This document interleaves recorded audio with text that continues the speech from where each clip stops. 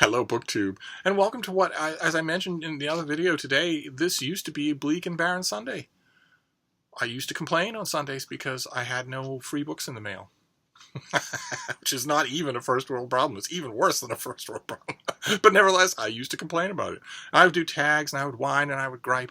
But now, gradually, Sundays have become days of fellowship, where we do read-alongs and team up on books, and that is so much fun, so much more preferable to just spending the whole day complaining.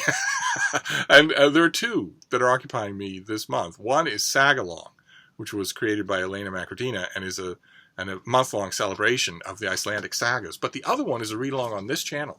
We are reading the Eustace Diamonds, which is the third of Anthony Trollope's Palliser novels, his parliamentary novels. All those precious little governmental stuff involved here. One of our characters, Lord Fawn, is a member of the administration, of the current government administration, but he's a fop and an idiot, and we never see. He doesn't know anything about what he's doing. We sense that very strongly, and we're not. The Eustace Diamonds has a scandal to tell us about, so it's not really interested, as for instance Phineas Finn was, in taking us into the chambers of Parliament and giving us all the inner workings. It's a different kind of novel.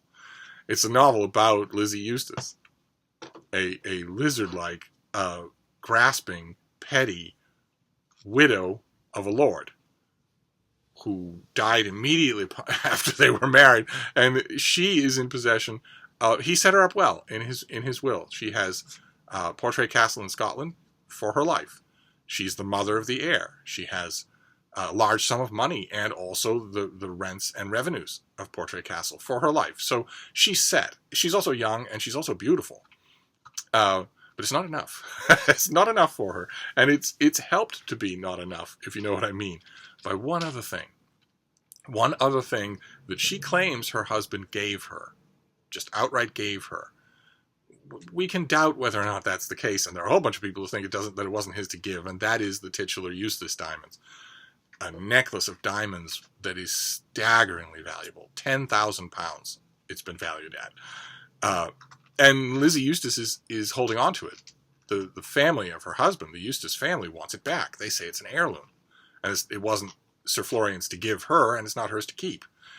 They are very seldom overt about it, but they are obviously worried that she will sell this thing that has been in their family and that is immensely valuable, a financial backstop to their family. They're worried that she'll just up and sell it since she has physical possession of it. That's why they want it back, so that it can either be in a jeweler's safe or it can be in their own family vault without her involved at all. She's adamant that her husband gave it to her and it's hers. And this causes a legal battle that we quickly learn, as we mentioned last week. The family's lawyer, Mr. Camperdown, consults with a legal expert who immediately disabuses him of the notion that he has a legal leg to stand on. The Eustace diamonds cannot be an heirloom. A pot or a chair can be an heirloom, but a string of diamonds cannot be, and that's a common misunderstanding. I'm needless to say, Mr. Camperdown is not happy about that at all, and he proceeds as if he had never had that legal opinion. He proceeds to continue hounding Lizzie Eustace for those diamonds and saying they are not hers to keep. And the more he digs his heels in, the more she does. And she's out at Portray Castle with the diamonds. They are in an iron safe that she has specifically for that purpose. And when we left off, she was entertaining guests at the castle. Horrible raft of disreputable people, including Lord George, who is a mystery. He's an enigma. No one knows anything about him, and no one likes him. No one knows who, as the saying might have been at the time, no one knows who his people are. The strong suspicion is that he doesn't have any people. But Lizzie is coming to think of him as something of a corsair. She's coming to think of him as something of a champion, someone she could unburden her heart to, or whatever the withered thing inside her is that was once a heart. Another guest at Portray Castle is Mr. Emilius, who is a charismatic, semi-charismatic preacher who has made no friends among the religious elite in London. And that is where we left off last time, with things going on at Portray Castle. Lizzie Eustace is entertaining at Portray Castle, but there was a second plot line involving virtuous but plain Lucy Morris, who's in love with Lizzie's cousin Frank Greystock, and who is the governess at for Lord Fawn, the government administrator that I mentioned a little bit ago. She's the governess in his family. She's been there forever, practically raised his sisters, and is beloved by his mother. But she has a falling out with Lord Fawn about Frank Greystock and decides that it just wouldn't do for her to keep living there at Fawn Court. So she takes a position with Lady Linlithgow, a viperous old woman who's a countess, but as we're told, often poor as Job, who knows Lizzie Greystock. She knows Lizzie Eustace very well. Lady Linlithgow doesn't like anyone, and if she knows a lot about you, it's all negative.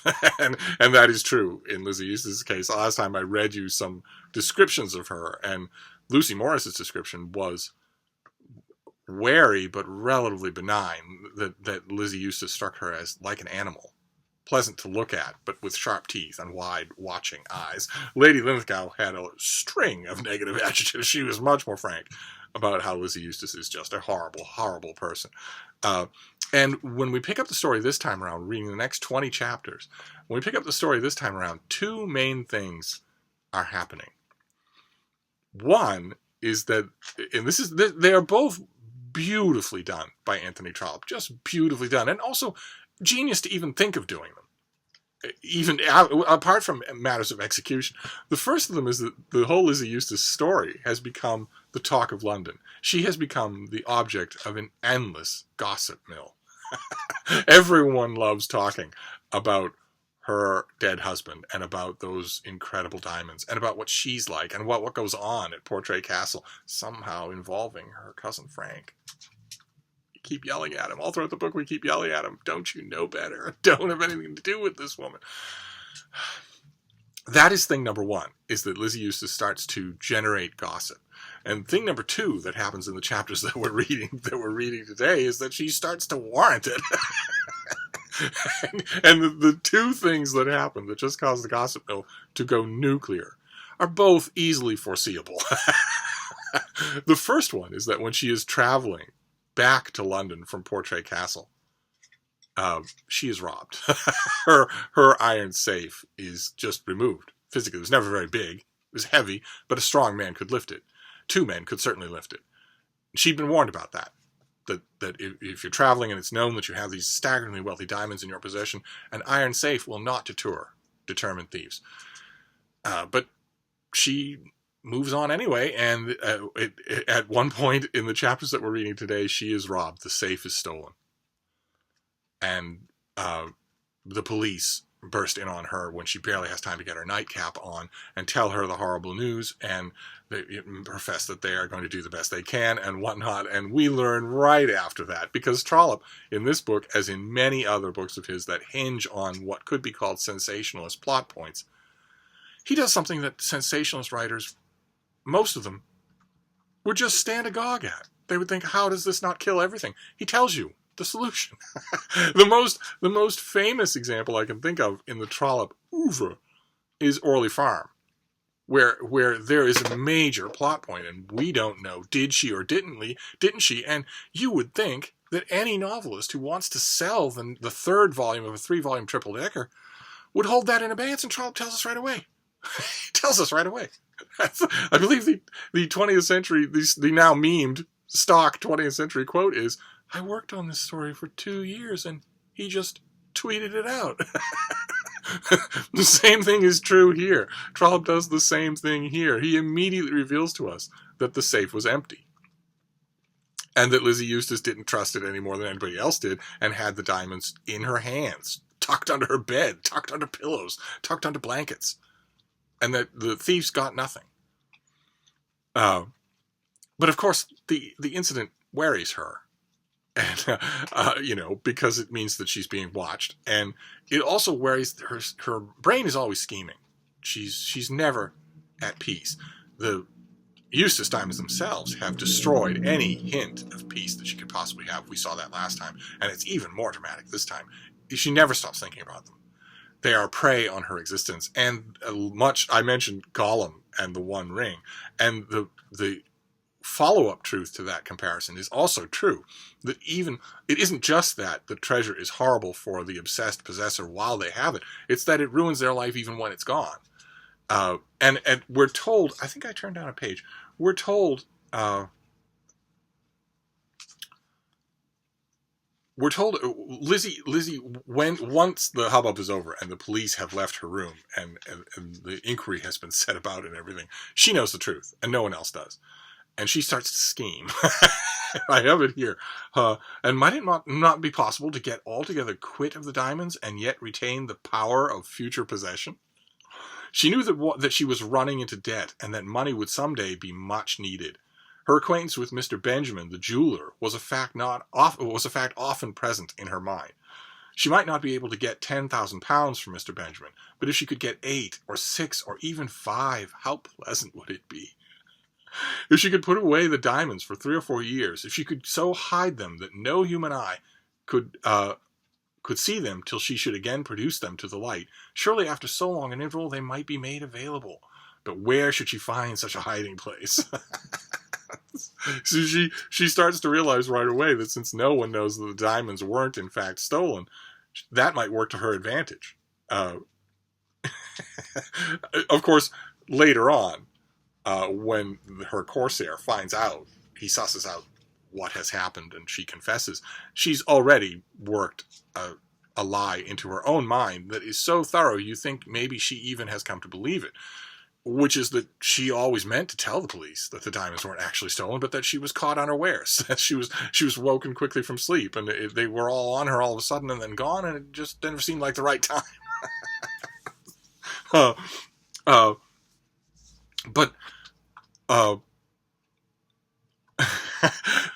The diamonds are gone, or as far as the public view is concerned, and the gossip mills go crazy. And Lizzie has the diamonds with her, but she can't carry them in her pocket or hide them under her blankets all the time. Keep in mind that she's a lady. She's in the upper reaches of English society at the time, which means she doesn't have any privacy. She has girls. She has maids that are handling her clothing. They're handling her beds, her beddings all the time. So she decides to lock the diamonds in her desk, in her little writing desk, figuring that doesn't need cleaning. There's no reason anyone would ever be in there. And when she is out of the house, there is a second burglary. And when she comes back, she realizes that the desk has been broken into. And the police on the scene are saying, well, you probably lost 30 or 40 pounds, maybe some trinkets, a couple of rings. You'll know best. You can make an inventory. And Lizzie is just, she's sitting, occasionally she screams and gasps because she knows what else she's lost.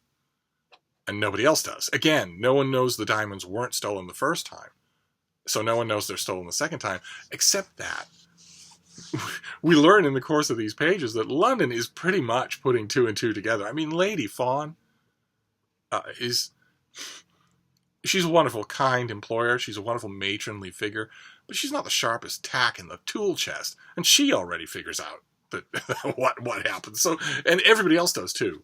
It seems like it's possible that the original idea of pretending that the diamonds were gone when they weren't, in fact, that idea occurs to Lizzie Eustace last of everyone else. Everyone else suspects right from the beginning that she orchestrated the whole thing, which she didn't. But the second time is the diamonds are well and truly gone. And you would think, again, like Gollum and the One Ring, you might think, well, okay, then the cloud will lift. She will be freed from her obsession with these things, but they can still do her harm because of the first robbery. And there's one point when she's talking with Frank Greystock, and they're talking about the diamonds. And she's regaling him with stories about how she talked about how she'd love to throw them in the ocean, about how once she offered them to him just to take them off her. That prodigious shake was Frida in the background. And he talks about it in the hypothetical. I wanted to read that to you because he unknowingly describes the horror of her existence. Where he says, suppose I had the necklace. And she says, I wish you had, Frank. And we don't believe her. of course. By this point in the book, this is, in my Penguin edition, this is well past page 500. By this point, we have the same opinion of Lizzie Eustace that Lady Linlithgow does. We don't trust anything she says. But he goes on to say, I could do nothing with it. 10 sovereigns would go further with me, or 10 shillings.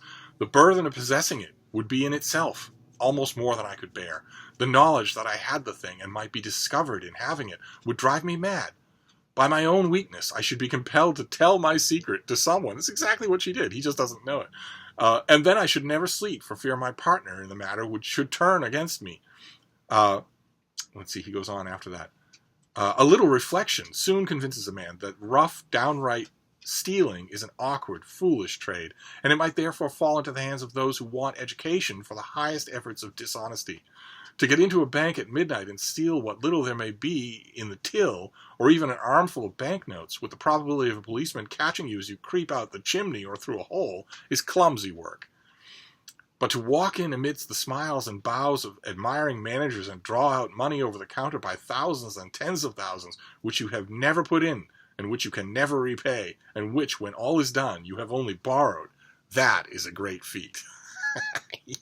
You're a little too close to home. And of course, it has echoes of The Way We Live Now and Monsieur Melmotte. We will get to The Way We Live Now. That is basically the gist of the chapters that we're reading today, is that there is not one but 2 thefts. And again, with the second theft, when the diamonds are stolen from Lizzie's writing desk and are actually legitimately gone from her possession, she is still not out of danger. Because the world doesn't know what happened with the diamonds ever. The world is slow, and the police are piecing together a theory. In fact, we get a great scene where a policeman puts out a theory of what he thinks happened, and it is intriguingly close and intriguingly different from what we already know has really happened. But this is another example where Trollope just shows you his cards. He's so sure in his storytelling ability, he is so sure that you will not want to stop reading the Eustace Diamonds, that he disdains the idea of keeping anything from you, or at least most things from you. So after the second theft, he tells us calmly where the diamonds are. He doesn't wait to leave it for the last chapter or the third to last chapter for a sudden reveal. He tells us that they are at the jeweler's office. They're in a safe, safely put away in the jeweler's office, meaning that the person who stole them sold them. But there's one other thing. That is basically what the gist of what happens in these chapters, and we're going to finish up next week with the final 20 chapters of the book, or the final 40 chapters. What are we doing next week? I should probably know, since it's my read along. Well, anyway, we're going from this chapter to the very end of the book. Let me see here. Turning pages is always tedious, but there's another point that I want to make. There's another. Where are we now? We're at chapter 60, Let It Be As Though It Had Never Been. So the next week, we're going to finish up. We're going to read from Lizzie's great friend all the way to what was said about it at Matching. And that will end the book. And the last point that I want to end with for today is that Matching, that is mentioned in the chapter of that last title, is Matching Priory, a property belonging to Plantagenet Palliser, the nephew of the Duke of Omnium in this book. The nephew and heir of the Duke of Omnium. So a character who is going to be the Duke of Omnium himself when the old Duke dies.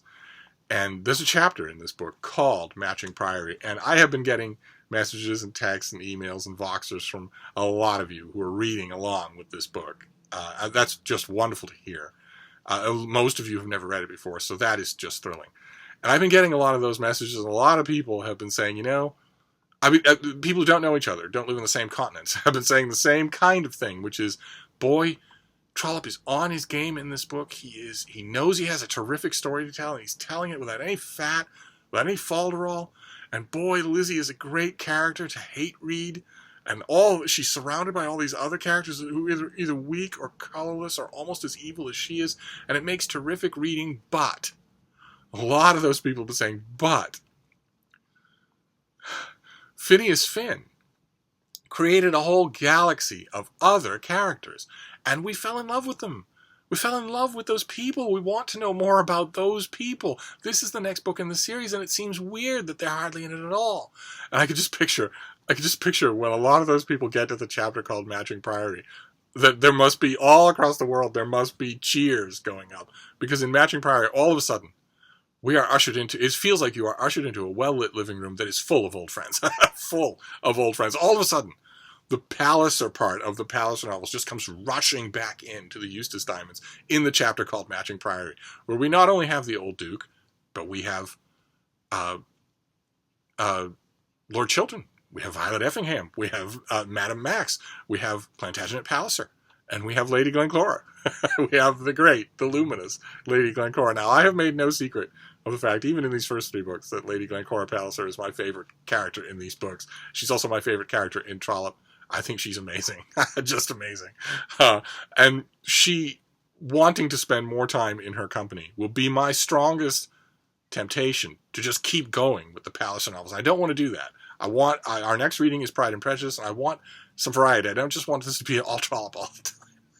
It could be forever. It could be. But nevertheless, I've made no secret that she's one of my favorite characters, and readers also felt that way. Readers, even at this point, had started to fall in love with Lady Glen. It's not the next book in the Palliser series, which is Phineas Redux, but the book after that, The Prime Minister, that just brought that love to white heat. If you don't love Lady Glencora Palliser in the Prime Minister, you're made of stone. You would love her, and you're supposed to, because Trollope gets the maximum dramatic effect out of that love in the very first sentence of the book after it. But anyway, not only is Lady Glencora in this, and not only does she appear in Matching Priory, and so do all of our other old friends, and they're all talking about Lizzie Eustace.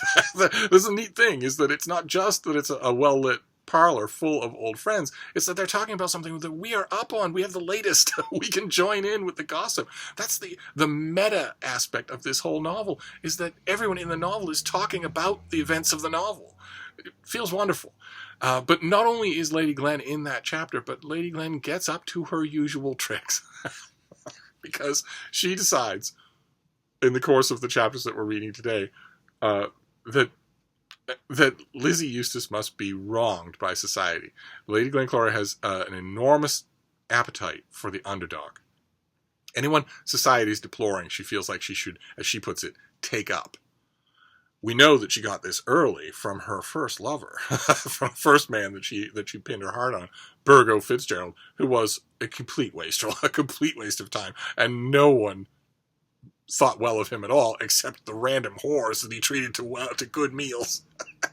Burgo was an absolutely ridiculous character, but Lady Glencora took him up, and she didn't want to let him go. And in the Prime Minister, the novel The Prime Minister, that almost undoes her husband's whole world, her penchant for taking someone up, the wrong someone. It's always the wrong someone, except for the one acquisition of hers that is a pearl beyond any price, and that is Madame Max herself.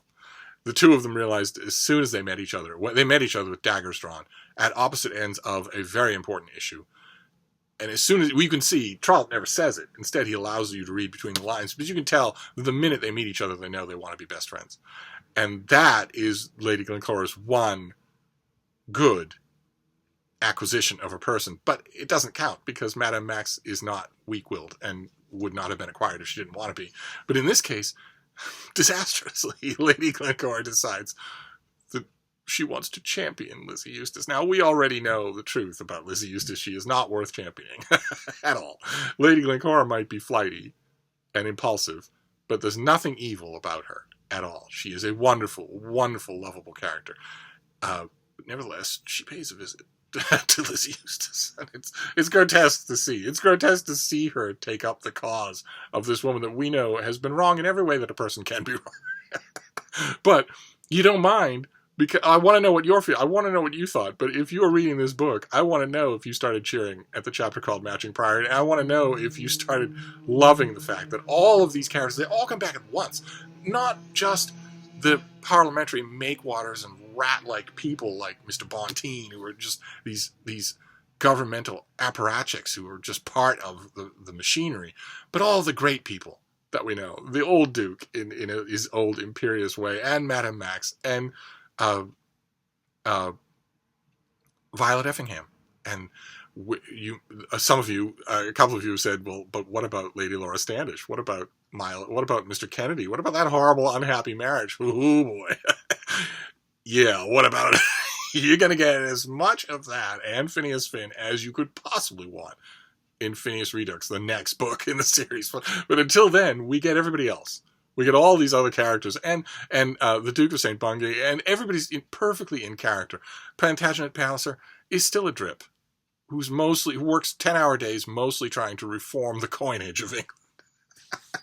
Trying to make the decimals work out so the coinage isn't quite so inefficient. Trollope has a great deal of fun with that, because Plantagenet Palliser is the only one in the world who doesn't realize how mind-numbingly tedious such a life's job is. In fact, Lady Glencora teases the subject in the chapters that we're reading today by saying, well, if he makes a new penny, will they name it after him? I don't want someone saying that a lollipop is 3 planty paws or whatever. It's great stuff, and it was singularly missing from this book until that chapter. There was humor. There is very much humor in the Eustace Diamonds, but it's mean. It's a very almost I want to say Dickensian humor, where it's at the fault of its subjects as opposed to you laughing with them. And Trollope does it really well. In fact, I remember the first time I read the Eustace Diamonds, I was surprised at how well he does it. And it's totally entertaining. I'm not knocking the book at all. But when you get to the other kind of humor, where you're supposed to be embracing these characters while you laugh at their foibles or their silliness, when you get to that chapter, when you get it all brought back in a rush, you realize what you were missing. There was none of that in the book, and now there is. So that's it for the Eustace Diamonds for this time around. 2 sensational thefts. and the reintroduction of a whole realm, a whole cast of characters that was missing from the book until now. And I want to know, as usual, what you're if you're reading along, what are you thinking? When I was reading these chapters, rereading them for this read-along, my main thought was, as much as everybody is enjoying the Eustace Diamonds, boy oh boy, are they going to love having the Pallisers back in this series of books. And I'm wondering if that was true. I'm wondering also what you thought of the device that Trollope uses of having so much of the rest of the book revolve around the main plot of the book, not secondary plots, but reflecting directly back on the plot. People talking about what's going on with that Lizzie Eustace person while we are reading a book about what's going on with that Lizzie Eustace person. Did you like that?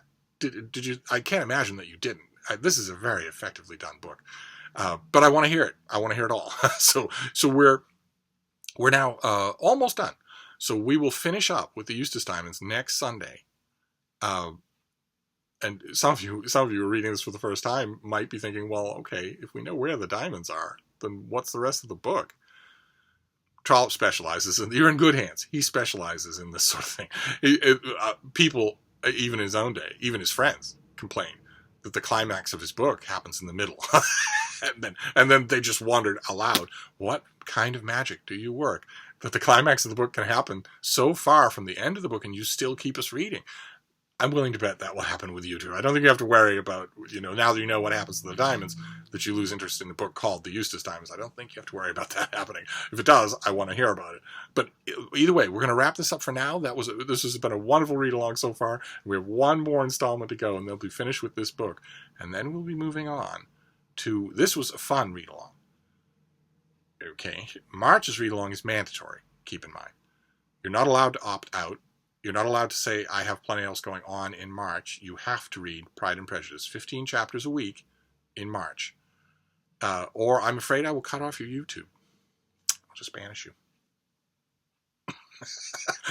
But for now, we're at the end. We're almost at the end here, and I want to hear everything that you're thinking about this. These were sensational chapters, intentionally crafted to be so. And did they work on you? Did you find yourself reading and missing meals or missing subway stops? I consider it an enormous compliment to Trollope that this is not my first time through this book. This is not my 4th time through this book. I've taught this book. And yet, there was a time last week when I actually missed a subway stop. I know this backwards and forwards. I've read it many times, and yet there was a time last week when I happened to be reading a chapter and I could not stop. I was so lost in it that when I looked up, I was one subway stop past where I wanted to be. Fortunately, Boston is as big as a broom closet, so it doesn't make a big difference, but still. If that can happen to me, I'm wondering if it happened to you. So let me know. Tell me all. And I'll wrap this up for now, but we'll be back tomorrow. Thank you, Book 2.